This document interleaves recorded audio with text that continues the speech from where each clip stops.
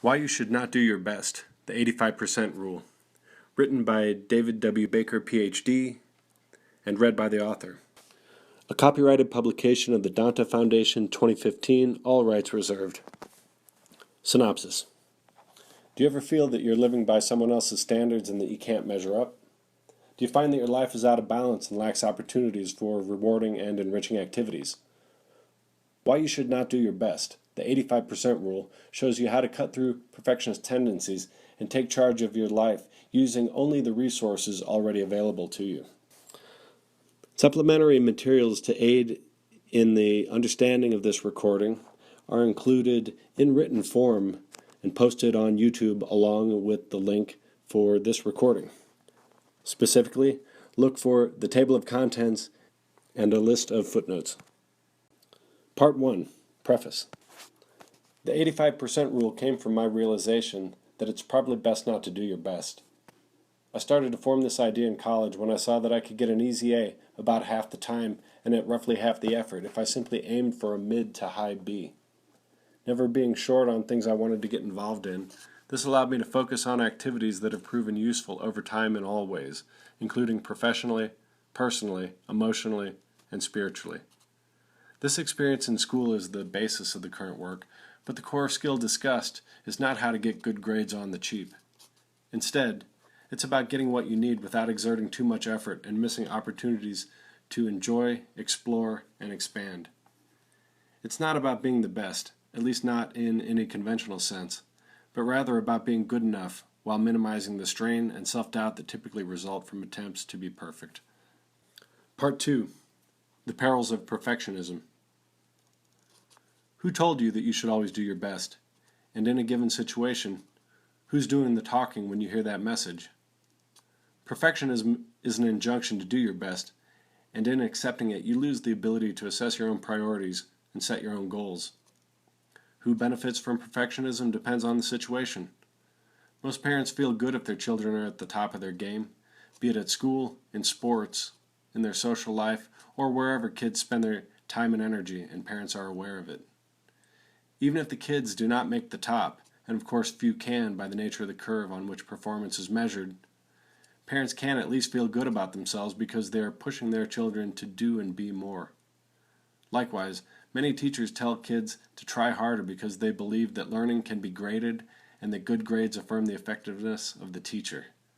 Children even tell themselves to always do their best, including when the performance is not great, because in doing so they can line up on the winning team against that part of themselves that is not measuring up. As they advance into adulthood, employers tell them to do their best and imply that this will lead to professional success, financial security, satisfaction, and freedom. However, advancing age often causes people to think about how their efforts have contributed to what they have experienced and become, as evidenced by the adage, "Nobody says on their deathbed that they wish they had spent more time at the office." To arrive at this stage of the game and find that you have been serving masters who have questionable motives should be frightening, no matter how young or apparently independent in your thinking and behavior you may be. At root, perfectionism arises from anger and fear due to a perception, be it by the people preaching the message, those who believe it, or both, that there is something unnameable and inherently wrong with things as they are. From this errant perspective comes an effort to fix things without knowing quite what the problem is. Overdoing and overreaction easily follow, resulting in small life issues being exaggerated. When this happens, the inevitable discomfort and struggle that are part of life come to be seen as intolerable, and the tension in the situation can easily become overwhelming, leading to feelings of helplessness and resentment. In this scenario, the solution of pursuing perfection proves far worse than the initial problems themselves. Part 3. Towards a New View of Achievement. Why not reward a sincere effort that may not have resulted in a high degree of success but did bring benefit? I first stumbled upon the principle of promoting what would typically be considered failure, but in fact is progress, when my nephew was considering taking the high school equivalency or general education development GED test. He was finding it impossible to get started, avoiding studying, or setting a date to take this test. To get him over the hump, I offered a dinner at his favorite restaurant if he failed the test. He was shocked when I told him this. "What do I get if I pass?" he asked. "A GED," I told him. To my knowledge, he never took the test, but the idea of motivating by lowering expectations stuck with me. My wife and I have used this same technique with my daughter, who gets straight A's and reported feeling pressure to keep it up. In response, we told her that we would take her out for ice cream if she came home with a B. So far there have been no B's, but my daughter says she feels less pressure. Part 4. The Good Enough Life. I have made some rough estimates and ascribed figures to several core life domains. For example, social functioning, health, and finances, to illustrate a standard that I am characterizing as being good enough. By this standard, performance is pegged approximately at the 85th percentile, indicating a level of success that exceeds all but 15% of same-aged peers. See Note 1 for details. Imagine your child, if you have one, or yourself as a child, having friends but not being unusually popular, getting a mixture of A's and B's, being healthy with enough physical aptitude to be on teams and compete, but never being a star, and feeling generally confident with occasional periods of conflict or self-doubt. What if they went on to a state university and continued to have solid grades, relationships, social activities, and health? What if this same child maintained a comparable quality of life after graduating while earning about $60,000 a year in 2015 dollars, with an individual net worth of around $35,000 at the start of their career? Fast forwarding through the working years, what if they reached retirement having rewarding relationships with family and friends, an active lifestyle, and a household net worth of more than $350,000 with regular income from a combination of Social Security, individual retirement accounts, and part-time employment? For an explanation of how these figures were derived, see Notes 2 and 3. I believe that a life of such balance and quality would be satisfying, lacking though it is in any areas of high achievement, in other words, 90% or greater, as required to earn an A on a traditional grading scale. Moreover, I believe that if your child or you were experiencing significant difficulties in an area discussed above, it would be a huge relief to trade up to the 85th percentile, even if that meant accepting losses in an area of excellence. In other words, coming down to the 85th percentile level. This would be a smart trade because, in my experience, the pain of weakness far outweighs the pleasure of strength. Part 5. Getting to 85%. It seems that the ability to think beyond the dictates of others' expectations is a key skill for learning to survive and thrive at all stages of life. This is allowed for by relaxing the need to perform to a high level as measured by others' criteria, being happy doing a good enough job, and then applying the surplus energy to something that creates added value. Kids can be given the space to do this by telling them that they need not earn A's, and even by rewarding them for getting B's, as discussed earlier. They can also be encouraged to pursue useful but often undervalued training, such as gaining specific technical skills or pursuing relationships with non-academic mentors who can impart real-world experience in an area of interest. Perhaps most importantly, judgment of kids' activities can be withheld with the knowledge that time and energy spent in areas that may seem frivolous, if done with enthusiasm and some degree of discipline, can prove invaluable for their future development. Regular practice is also necessary and may alone get you to an above-average level of skill in any given area. I was introduced to the idea that practice can overcome most other factors impacting performance while playing ultimate frisbee as a freshman in college. This sport involves a lot of running, and I was covering a friend who I knew smoked about a pack of cigarettes a day. Despite me being a non-smoker, he was running me ragged, so I asked him how he could do this. He explained that he ran every day, which he said meant that even if he had other habits that got in the way, he would still probably be better at it than most people. I doubt I have ever faced a serious challenge since then without reflecting on what he told me about the value of consistent effort. Finally, the ability to monitor and adjust your standards, feelings, and behavior to fit the requirements of a given situation and achieve a favorable outcome is required to maintain balance. Psychologists call this ability self-regulation, and it's essential for both staying on an even keel and keeping the big picture in mind as life's difficulties are encountered. The importance of self-regulation is particularly evident in the section immediately below, in which I discuss the need to sometimes aim for the lower end of good enough in order to keep things from completely falling apart. For a reference to get more information on self-regulation, see Note 4. Part 6. Below 85% is needed. Working to find a satisfactory solution with a moderate degree of effort presupposes the possibility of a favorable outcome. However, what can be done in tragic situations for which there is apparently no solution? Those impacted by such hardships must find strength to see the problem as a learning opportunity, keep going, and connect with others' pain as well as their own. Psychologist Kazimir Dabrowski saw turbulent situations as being critical for the development of highly aware and caring individuals.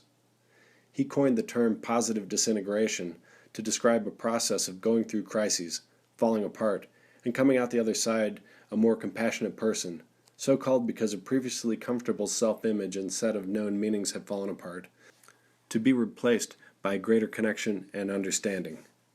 See Notes 5 and 6.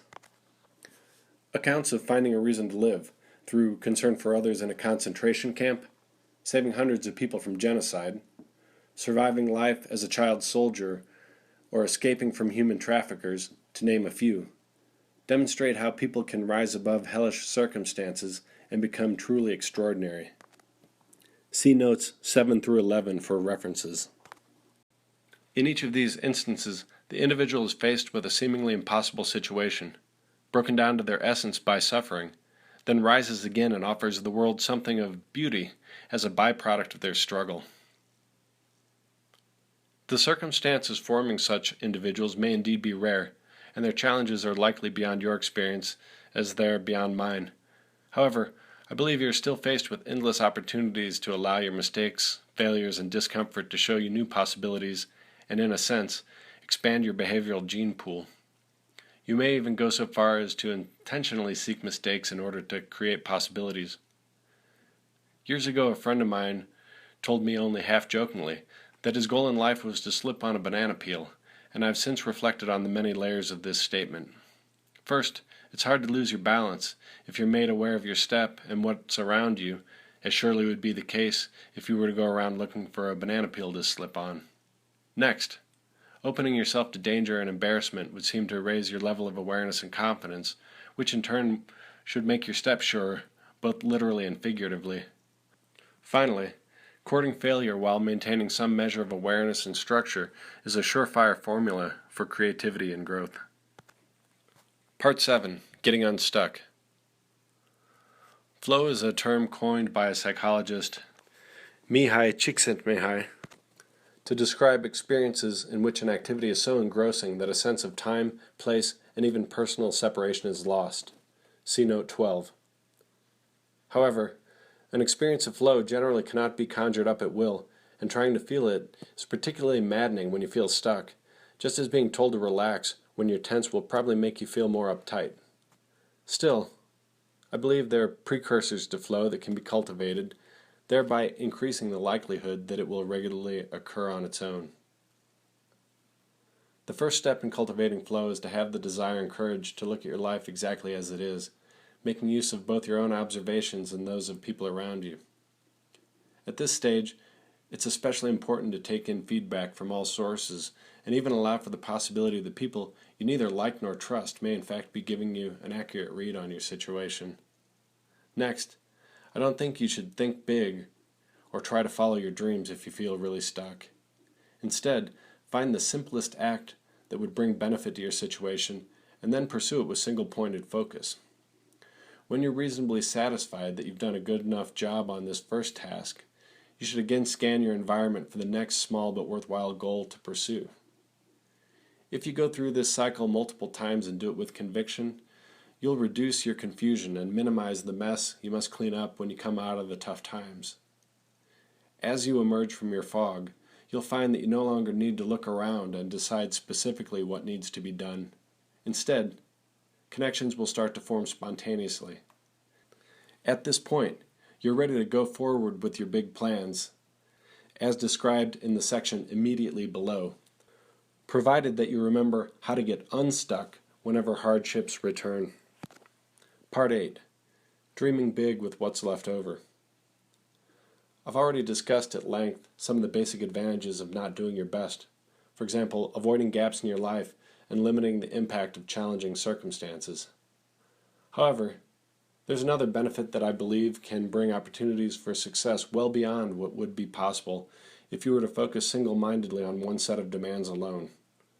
This comes from having a surplus.